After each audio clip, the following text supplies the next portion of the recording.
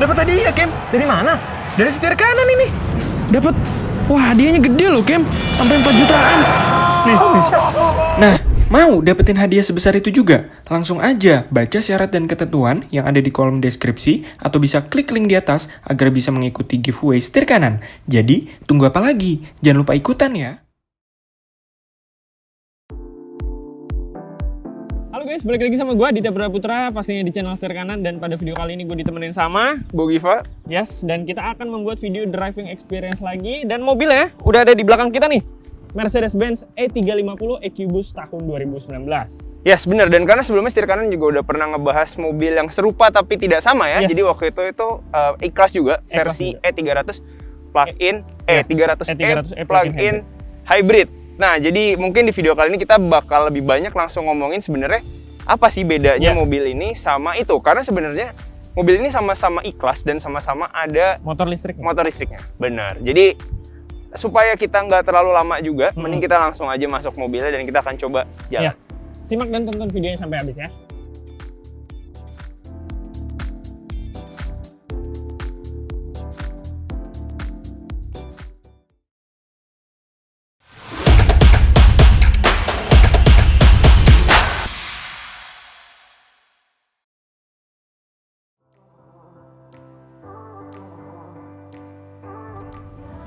Nah guys, kayak yang tadi udah gue bilang di opening, kalau misalkan di hari ini gue sedang membuat video driving experience yang mobilnya itu mirip-mirip dengan yang pernah kita review sebelumnya nih. Yang waktu itu bedanya kita ngebahasnya adalah versi E300e. Yes. Yang dia tuh plug-in hybrid ya. Betul. Dan yang ini itu E350 EQ Boost. Nah, betul. jadi bedanya adalah yang satunya nggak ada Q-nya, yang ini ada Q-nya. Nah, kenapa itu beda? Satu huruf itu mempengaruhi dua versi ini beda, itu akan kita bahas selanjutnya. Tapi yang pertama kita mau komentarin seperti biasa adalah interiornya dulu. Interiornya dulu, kita bagian dalamnya terlebih dahulu kali ya. Kalau dari gue pribadi ya, yang gue paling notice perbedaannya adalah kalau dari si E350 ini, dia itu ada perpaduan wood panelnya. Jadi ada kesan-kesan klasik atau retronya gitu masih dipertahankan di mobil ini. Yes, bener. Kalau yang kemarin itu lebih banyak bahan glossy ya. Glossy, jadi, betul. Jadi kayak panel-panelnya tuh glossy. Kalau yang ini tuh matte, doff. Tapi kayu. Ya. Gitu. Jadi ini balik lagi ke selera, tapi memang panel kayu tuh meningkatkan kesan kemewahannya sih kalau menurut gue. Betul. Kalau yang gloss kan itu lebih kayak ke sporty, ganas, ya benar, gitu dia kan. elegan tapi ada kesan modernnya. Kalau ini tuh elegan klasik, gitu. Oke. Terus yang kedua menurut gue juga adalah interiornya ini itu bisa dibilang sama persis sampai ke detil-detil yang paling kecilnya ya. Jadi mulai dari ambient light-nya dia sama-sama lengkap ambient light, terus juga fitur-fiturnya nggak ada yang beda. Terus ya bahan pasti semua sudah bisa dipastikan semua sama, ada semuanya soft touch. Bener. Nggak ada yang material murahan di sini. Ini empuk-empuk ya. Iya, empuk-empuk. Joknya udah napa leather juga. Jadi benar-benar bisa dikatakan kalau untuk bagian interior itu hampir sama semua dengan yang plug-in hybrid.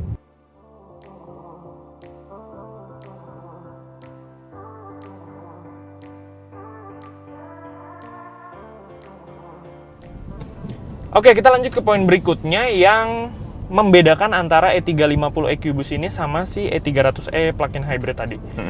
Kalau kita ngebahas masalah fitur, tadi kan udah sempat singgung dikit ya. Fiturnya hampir terbilang sama persis dengan yang plug-in hybrid. Yes, benar. Cuman ada perbedaan yang malah kita nggak bisa temuin di mobil ini, Kak. Padahal ini top of the line ya.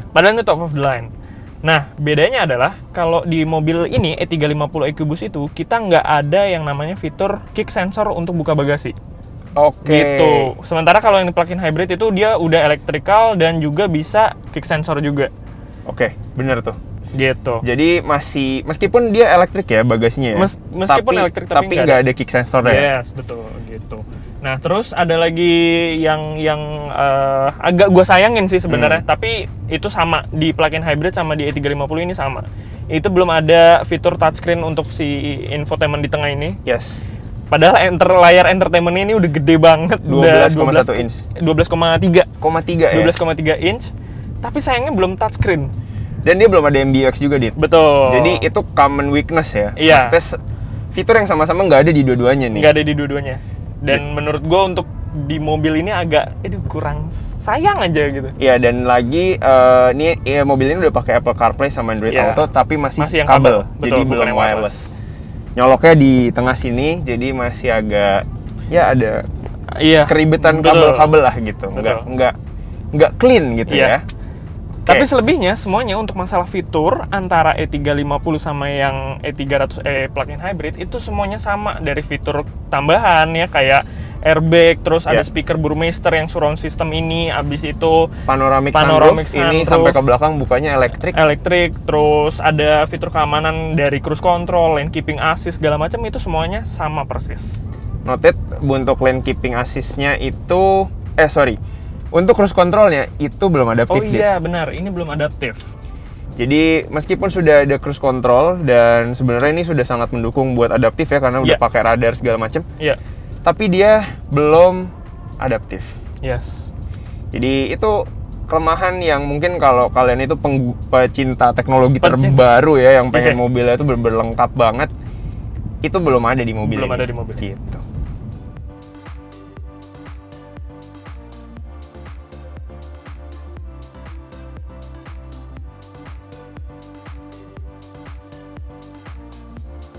Oke, karena kita tadi udah bahas soal fitur dan interior, Dit. Sekarang mendingan kita langsung aja bahas apa yang membedakan si plug-in hybrid kemarin itu, yang kalian bisa tonton di sini videonya, sama yang versi EQ ini gitu. Jadi kan sama-sama ada E-nya. Tapi ternyata itu dua hal yang sangat berbeda. Yang sangat berbeda, betul banget. Benar. Jadi Mercedes ini cukup membingungkan namingnya ya, karena mungkin mereka cukup baru nih dengan perlistrikan. Iya. Jadi kalau yang E itu dia adalah mobil hybrid yang tenaganya itu bisa dibagi antara motor listrik sama mesin combustionnya. Konvensional biasa, betul. Mesin konvensionalnya. Jadi kalau yang kemarin kita review itu, dia begitu start itu dia bisa jalan cuma hanya dengan motor listrik. Sampai sekitar 33 km. Di saat baterainya habis, dia langsung switch ke mesin bensin itu. Gitu. Kalau yang ini, dia nggak bisa jalan pakai listrik doang. Jadi sebenarnya ini pure mobil bensin gitu. Pure mobil bensin. Nah, EQ-nya itu apa? Itu ada di kata-kata belakang dari EQ-nya. Jadi EQ Boost. Yes. Oke, jadi sifatnya si EQ ini tuh meskipun dia juga merupakan motor listrik, yes. Tapi dia hanya nge-boost. Iya. Jadi dia itu kayak suplemental untuk si mesin bensinnya. Jadi pada saat berakselerasi, motor listriknya ini ngebantu buat nge-boost si tenaga dari si mobil ini gitu, agar lebih liar, agar lebih ganas lagi. Ya, gitu. Supaya tenaganya juga memang meningkat sih, Dit. Pasti, benar. Tenaga ini lebih besar dibanding si plug-in hybrid kemarin. Iya. Dan lucunya meskipun dia ngomongnya itu EQ Boost ini nggak seperti si hybrid yang kemarin, tapi kalau lagi berhenti kayak barusan gini, lagi berhenti gini, itu kadang-kadang mesinnya memang bisa mati.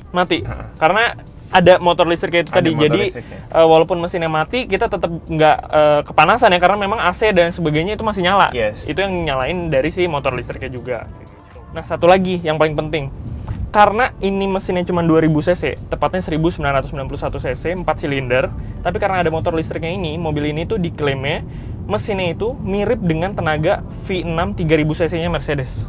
Makanya namanya itu E350 gitu. Karena emang diperkirakan tuh sebanding dengan yang 3500 cc atau 3000 cc kayak yang gitu. Versi sebelumnya ya? Yes.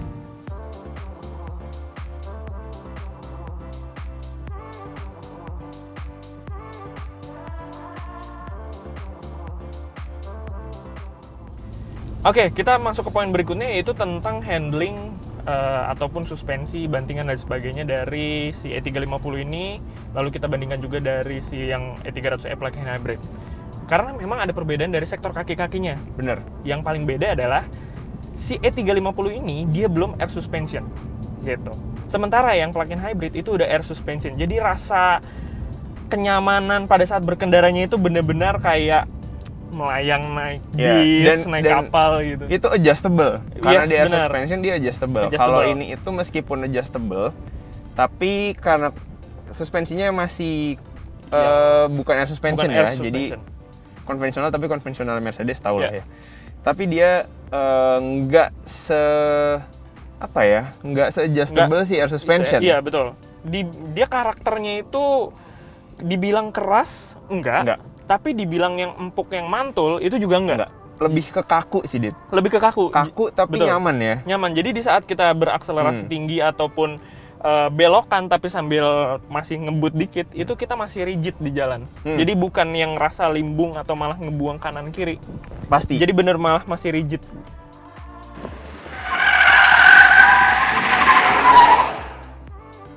Oke guys. Barengan nih, saking semangat ya gitu ya. Jadi ini kita udah menemukan jalan yang kosong dan sesuai yang kita janjikan tadi kalau kita ya juga ingin merasakan performa dari mesinnya ini ya.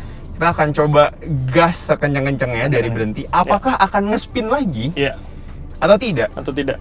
Ini AC-nya juga udah dimatiin, traction control udah mati dan kita coba tinggal ngegas ya. Tinggal ngegas. Oke, jadi kosong, Dit. Silakan bisa dicoba. Udah siap ya? Kali ini gue sebagai penumpang. 2 1. Ada motor. Ya, gitu. Nggak nge-spin. Tidak nge-spin. Jadi 100 nggak sampai 5 detik. Nggak sampai 5 detik. Kita kebetulan nggak punya race logic atau alat canggih lainnya untuk memonitor. Tapi berdasarkan klaim ya, 0 sampai 100 E350 EQ Boost ini hanya ditempuh dalam waktu 5,9 detik. 5,9 detik. Oke, berarti dia itu udah masuk di kelas yang cukup cepet ya, Dit? Yes. Untuk ukuran sedan, ini belum full size sih. Untuk sedan medium lah ya, 5,9 detik itu termasuk kenceng. Padahal dia bukan peruntukannya untuk segmen sport. Iya, betul. Dia masih kelas yang emang buat kenyamanan ya. Bener. Dan ini kalau kalian dengar tadi, nggak tahu apakah kedengaran atau enggak, suara knalpotnya itu sporty banget. Dan ini tarik di tikungan yang tadi gue bilang tidak terasa limbung. Yes, itu tadi balik lagi ke suspensinya tuh benar-benar rigid itu tadi. Suspensinya rigid dan karena mobil ini tarik belakang ya. Iya, rear wheel drive. Diputer, itu enak banget. Nah, ini kita akan muter lagi. Adit, silahkan dicoba. Nih, gua gaspol dikit. Tapi yang gue rasain kalau misalkan gue bener-bener langsung gaspol, itu memang masih ada turbo lag-nya. Masih ada turbo sekitar 1-2 detik dia baru masuk si tenaga buasnya itu. Nah, itu yang disebut EQ boost-nya juga. Jadi karena memang dia sifatnya boost, dia ada titik tertentu di RPM tertentu di mana boostnya baru akan bekerja. Betul. Itu yang membedakan antara plug-in hybrid ya. Kalau plug-in hybrid mungkin kan tenaganya instan dari nol karena dia motor listrik semua yang jalanin. Torsinya luar biasa pasti ya. Betul. Kita akan coba lagi. Kita dengerin turbo lag-nya ya. Oke, 1 2 3. Tapi ini benar-benar ada lag sedikit tadi kalau gue lihat di situ sekitar di 3.500 ya. 3.500 RPM dia baru suaranya tuh meraung dan tarikannya langsung. Ini luar biasa sih. Kalau untuk tenaga ya, ini benar-benar memang dia lebih ganas dibandingkan dengan yang plug-in hybrid karena memang tenaga maksimalnya itu lebih besar. Dia 299 horsepower. Tapi untuk torsinya itu tadi ini kalah. Ya. Karena beda memang karakternya memang beda. Betul. Jadi kita sudah membuktikan bahwa ternyata tidak bisa spin 2 kali. Padahal sudah di mode Sport Plus, semua dimatiin, sistemnya dimatiin, elektronik stabilisinya dimatiin. Tapi ya memang tidak bisa spin. Cuma ngomongin delivery tenaga, percepatan otomatisnya Mercedes ini Tiptronic berapa percepatan ya, Dit? 9G-tronic, jadi 9 percepatan real wheel itu drive. Close ratio. Yes. Real wheel drive, jadi meskipun ada lag sedikit dari turbonya, itu hampir nggak kerasa. Iya, betul. Jadi benar-benar penuh dari awal. Meskipun kalau didengar tadi ada sedikit telat ya, suaranya itu yang tadi dibilang ada lag. Jadi begitu angka 3000, dia baru keluar semua tenaganya.